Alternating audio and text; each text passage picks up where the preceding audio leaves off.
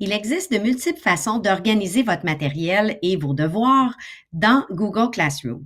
Dans la section Travaux et devoirs, il est possible, en cliquant sur Créer, de créer des thèmes et donc des catégories où vous pourrez insérer vos devoirs. Je vous montre trois façons de faire. Vous aurez peut-être la vôtre. Vous pouvez y réfléchir et organiser vos choses comme bon vous semble selon votre matière. Voici une première proposition. On pourrait diviser par thématique. Par exemple, ça pourrait être par nom de chapitre, ça pourrait être par projet. Ici, je vous ai donné un exemple. On pourrait avoir des devoirs regroupés en lecture, grammaire et écriture, par exemple, pour un cours de français. Donc, la lecture du roman irait dans la section lecture. Les exercices de grammaire en ligne, par exemple, pourraient aller dans une section grammaire. Et l'écriture, un texte narratif, par exemple, irait dans la section écriture.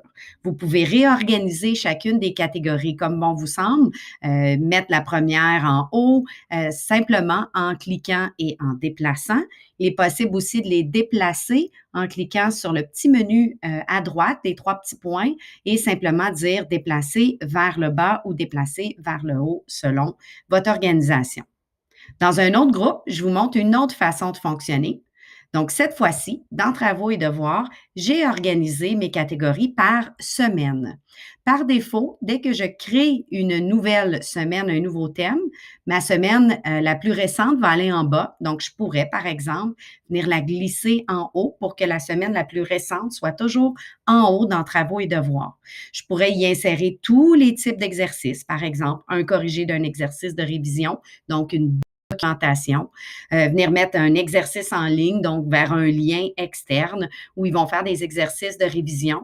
Je pourrais aussi assigner une question, par exemple, simplement demander à mes élèves comment ils vont et leur demander de répondre à cette question à chaque semaine. Chaque nouveau travaux que je vais ajouter peuvent s'insérer dans le thème de mon choix.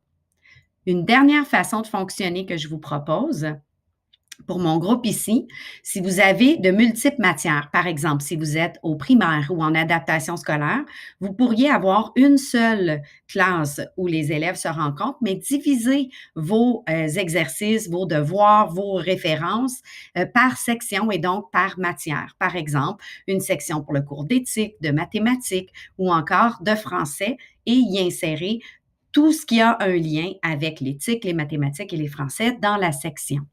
Donc, je vous invite à vraiment structurer votre cours pour ce qui répond à votre besoin, que ce soit par projet, par nom de matière, par semaine, mais d'utiliser les thèmes qui vont permettre à l'élève de naviguer d'un thème à l'autre et de voir les devoirs attitrés par chacune des sections.